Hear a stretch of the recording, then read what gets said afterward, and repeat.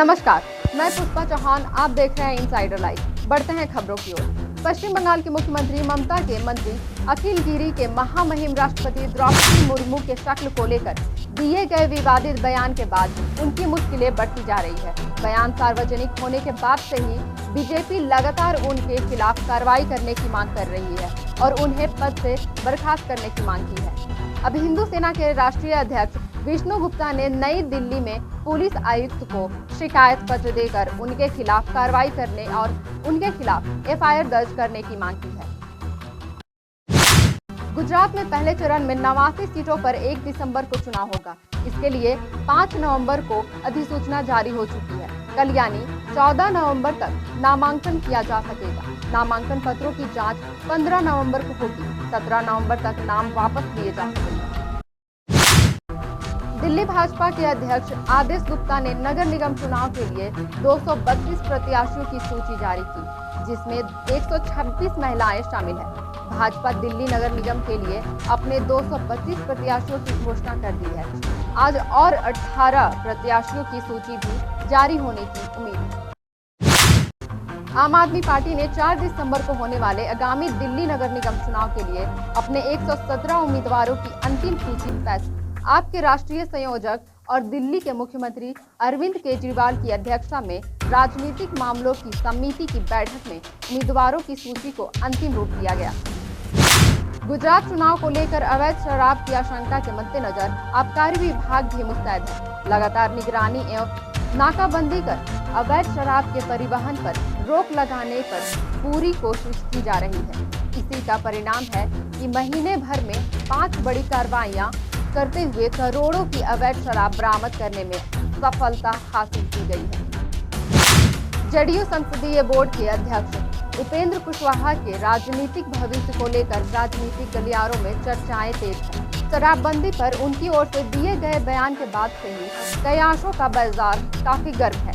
हमेशा मुख्यमंत्री नीतीश कुमार की तारीफ में कसीदे पढ़ाने वाले उपेंद्र कुशवाहा ने नीतीश कुमार के ड्रीम प्रोजेक्ट शराबबंदी कानून पर सवाल खड़ा किया था। उन्होंने शराबबंदी के कानून को असफल बताया था। के बाद से ही उनके जेडीयू के रिश्ते पर सवाल खड़े होने लगे हैं।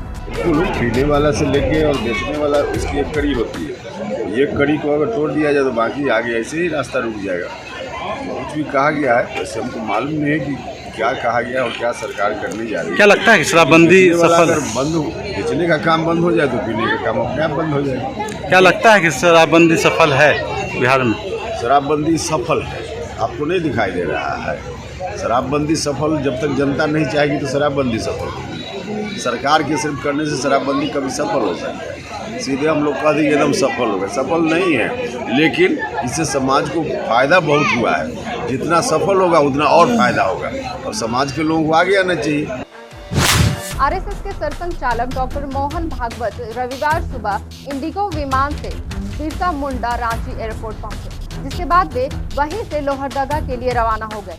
हवाई अड्डे पर प्रांत प्रचालक गोपाल शर्मा उपस्थित थे। लोहरदगा में झारखंड के प्रांत संचालक सच्चिदानंद लाल अग्रवाल के आवास पर भोजन करने के बाद वह छत्तीसगढ़ के जसपुर के लिए रवाना हो गए। T20 वर्ल्ड कप 2022 का फाइनल मैच आज इंग्लैंड और पाकिस्तान के बीच मेलबर्न में खेला जाएगा। जो भी टीम जीते ये उसका दूसरा T20 वर्ल्ड कप खिताब होगा, मगर यह फाइनल होना मुश्किल लग रहा है क्योंकि मेलबर्न में 2 दिन भीषण बारिश की आशंका है, जिससे मैच रद्द होने की संभावना जताई जा रही है। बिहार में मौसम में तेजी से बदलाव हो रहा है। सर्दी तेजी से बढ़ने लगी है। राज्य भर में पछुआ और उत्तर पछुआ हवाओं की रफ्तार धीरे धीरे बढ़ने लगी है, जिसका असर अब राज्य के अधिकतर शहरों के दिन के तापमान पर भी साफ दिखने लगा है। पटना सहित 22 जिलों के अधिकतम तापमान में गिरावट दर्ज की गई। कई शहरों में सुबह 9 बजे से ही धुंध की स्थिति दिखने लगी है।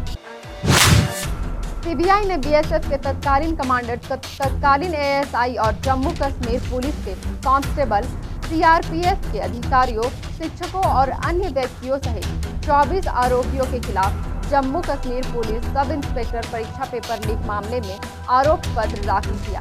बता दें कि कई राज्यों में जांच चल रही थी जिसमें भारी मात्रा में तकनीकी डेटा का विश्लेषण और बड़ी संख्या में गवाह से पूछताछ शामिल थी। उत्तर प्रदेश के मुख्यमंत्री योगी आदित्यनाथ के आधिकारिक ट्विटर हैंडल ने 8 मिलियन फॉलोअर्स का आंकड़ा पार कर लिया है। बता दें कि पीएमओ के बाद सीएम योगी का ऑफिस के ट्विटर अकाउंट फॉलोअर्स की संख्या के इस मामले में दूसरे नंबर पर है। माइक्रो ब्लॉगिंग साइट पर फॉलोअर्स की संख्या के मामले में सीएम योगी ने कांग्रेस के पूर्व अध्यक्ष राहुल गांधी को भी पीछे छोड़ दिया है। देश भर के अलग अलग जोन में चल रहे ट्रैक की मरम्मत और निर्माण कार्यों को देखते हुए रेलवे पिछले कई दिनों से लगातार ट्रेनों को रद्द कर रहा है। रेलवे ने 13 नवंबर को 146 ट्रेनों को रद्द किया है।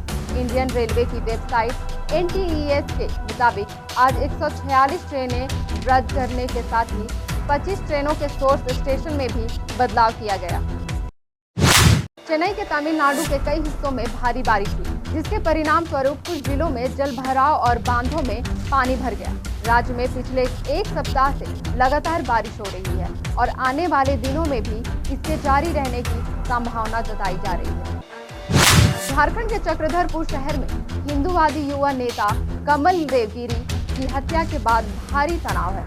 इसे देखते हुए पूरे शहर में धारा 144 लागू कर दी गई है।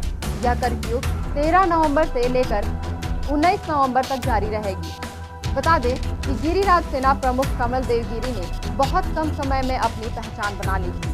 वह कट्टर हिंदूवादी माने जाते थे और वर्तमान में नगर परिषद चुनाव में अध्यक्ष पद पर दावेदारी भी पेश कर चुके थे।